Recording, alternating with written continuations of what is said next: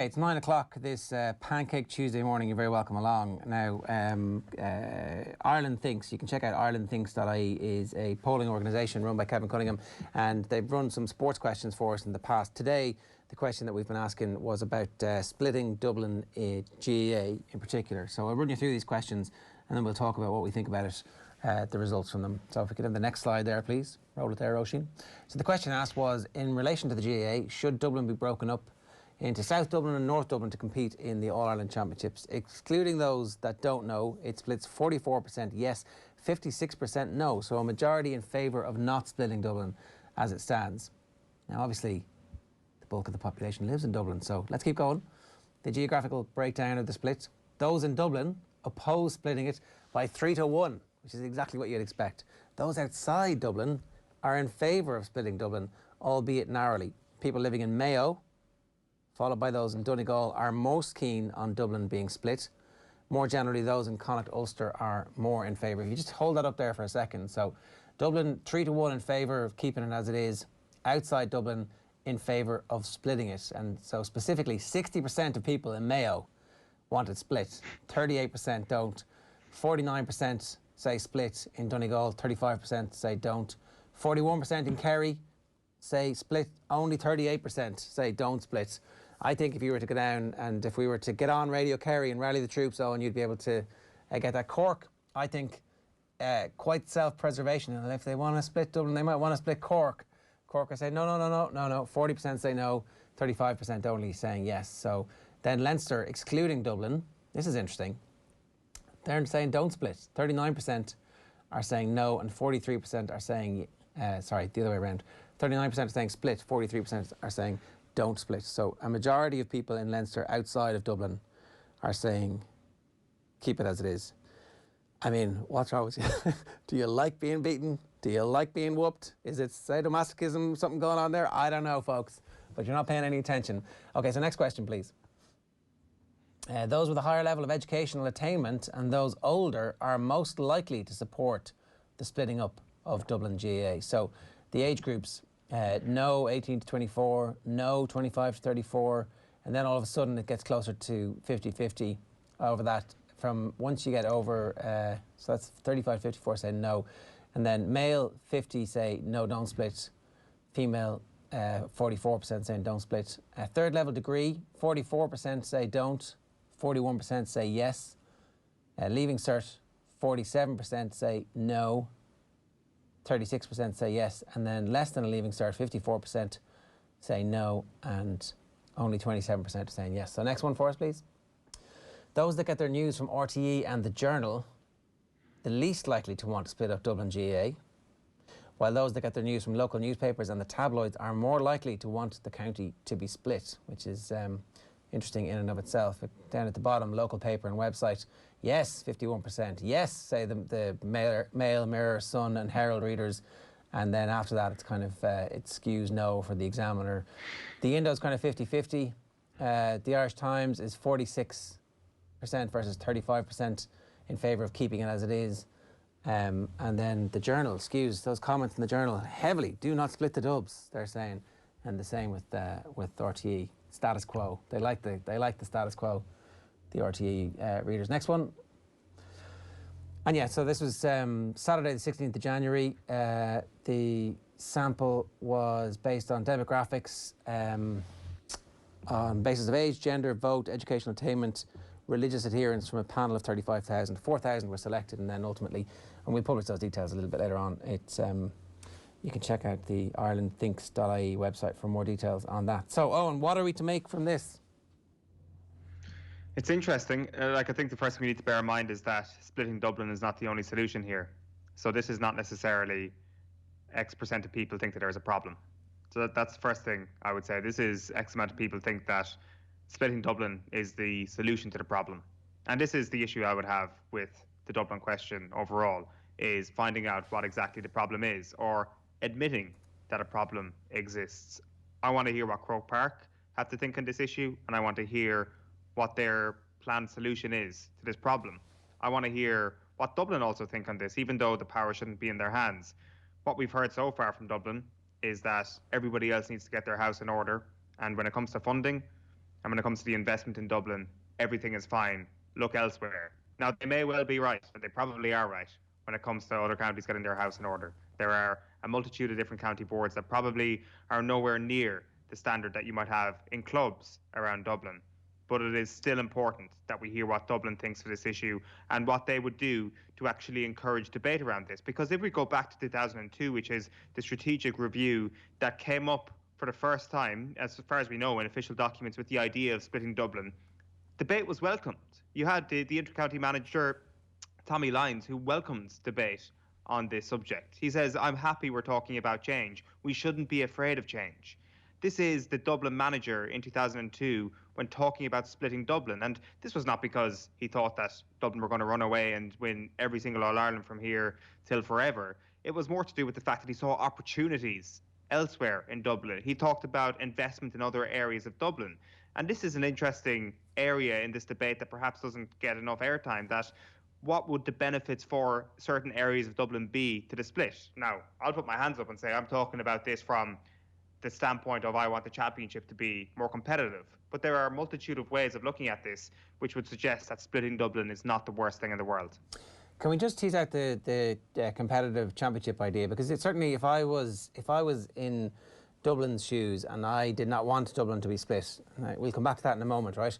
The first thing I would be doing is making sure that there was a proper championship structure which gave us loads of games outside of Croke Park and games that were close. Because if you actually look at the All-Ireland finals in recent years, Dublin haven't put in any of those performances where they whoop teams by 10 to 12 points. None of those routine 2-23 to 8 points victories that they've had in the Leinster Championship, which have bored the pants off everybody and have become routine spankings and really bad for the sport. You know, they needed 2 on goals to get a draw against Mayo one year. There was the draw against Kerry. There were various games where, I mean, obviously the Tyrone All-Ireland final was over pretty quickly. I mean, certainly maybe not on the scoreboard, but certainly it felt like it was over. However, there is, if you want to make the case, if we had a Division 1 league championship, which was played in summer, and Dublin had to play 3 or 4 games outside of Croke Park, in Ballybuffet, in Castlebar, in Killarney, in Galway, in Clones, I don't think they're going to walk that championship. There would certainly be an element of danger in that championship where they might be able to lose a semi-final occasionally, and then let's see if those counties can benefit, and let's see what that structure spits out. And if I was Dublin, I'd be saying let's do that, and let's give it a 5-year melting pot to see, petri dish, to see how that actually works. Because if you're coming at this from championship structures, then splitting Dublin, I don't think, is actually the answer to the championship issue. For me, the splitting Dublin thing is slightly different. I'll get to that in a minute. But what do you think of that? So something has to happen. So if you don't split Dublin and you don't change the funding model, then championship structures need to be completely overhauled. Unless the GEA are sitting pretty and think to themselves that actually pre-pandemic things were going okay financially, and the idea of the biggest population base in the country being uber successful and winning year after year after year is actually okay. Like, unless that is a scenario, then something has to change. And if it's not going to be the split or the funding, it has to be the championship structure. And it will, to a certain extent, fix certain areas. But I don't think too many people are bemoaning the way in which the championship is structured once you get to All-Ireland semi-final and final time. The conversation changes once you get to that point. Well, they've won every semi-final. They've been killing teams in semi-finals as well. And they've been killing teams in the Super 8s, which also is the other thing I was going to say, which sort of holds back your argument. But the problem here is that the Super 8s are fundamentally flawed in that Dublin get to play 2 home games in them. And that is not a big deal. Dublin probably still would have won all their games. It is a big deal. Anyway. Let's see them out. Yeah, because they don't kill teams away from... The point I was just going to make is that is just indicative of the wide array of things that go on in the organisation that show that Dublin have the power, that the GEA bow to Dublin, that the GEA... Tom Ryan has been on the record a couple of years ago and said no change will happen unless Dublin give the go-ahead to do it. Like, actually saying Dublin need to give us permission to fix the problem that is benefiting them. That makes no sense. That is why the Super 8s thing is just as I say, indicative of the wider problem here, that the power is all in Dublin's hands. And that is my big issue here, that we're not even allowed to have a conversation. It is sacrilege if you are from Dublin, I'd imagine, and you come out and say, you know what, maybe things need to be looked at.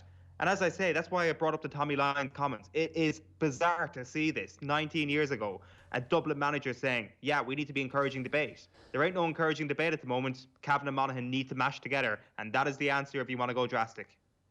Except it isn't, obviously. I mean, it might not be. No. There's probably a much better answer, and splitting them might be that. I do think that the Dubs have a point when they say other county boards need to get their houses in order. Donald O'Neill was in the Irish Examiner yesterday. It was an interesting piece. I worked directly with some of those counties, but God forgive me, some of them were clueless. How could they be anything but?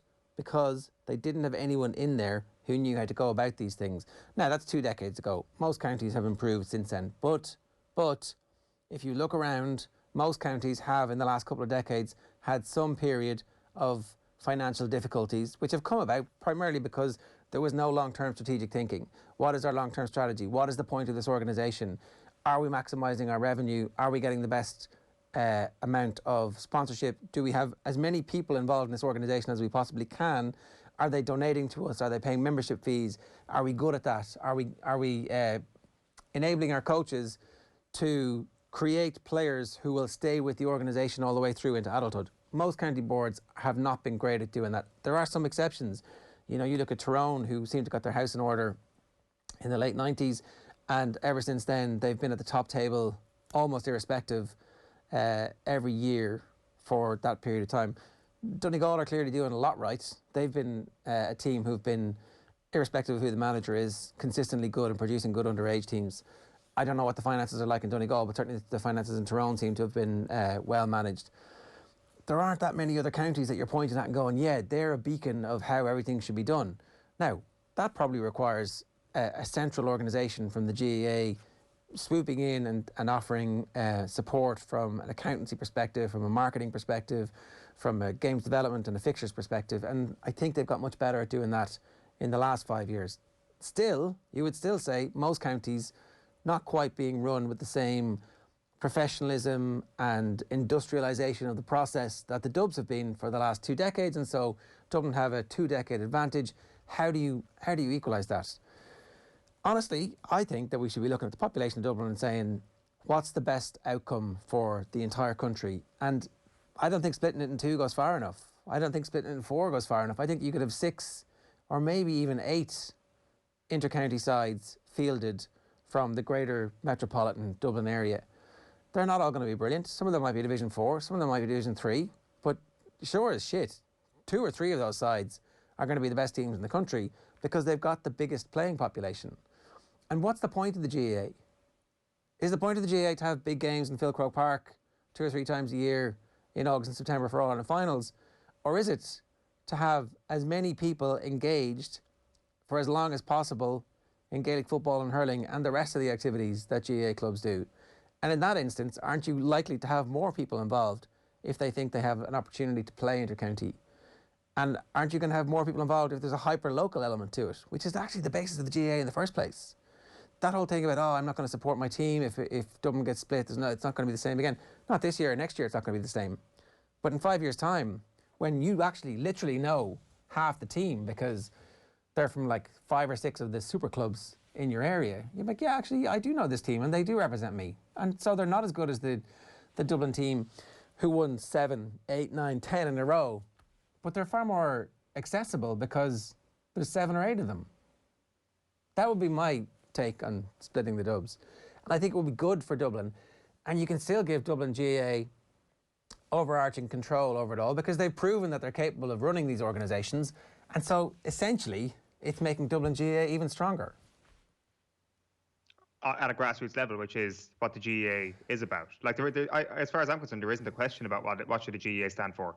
GAA stands for participation and the grassroots player and being able to play football or hurling or whatever the sport is. Like that is it. And I guess from what you say there, if there's going to be more opportunities for participation, then that is a positive. But also, when you bring that argument up, this is where I start to really get confused in terms of where I stand on the idea of development funding and how much money should be taken away from Dublin, which is obviously something that gets brought up all the time.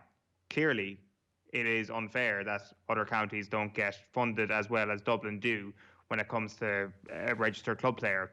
But at the same time, the way the money is being spent in Dublin is clearly working, and they're clearly getting bang for their buck, the organisation, when it comes to this. And that is a very tricky conversation that needs to be had. And on top of that, when you start to defund the Dubs, and I know this is getting away from splitting Dublin as well, it comes full circle back to the idea that you brought up there about how well these county boards or otherwise are being run. Like, of course, when you look at someone like AIG and previously Vodafone coming into Dublin, you think to yourself, Jesus, this is incredible. This is absolutely incredible. The money that they're going to have is obscene.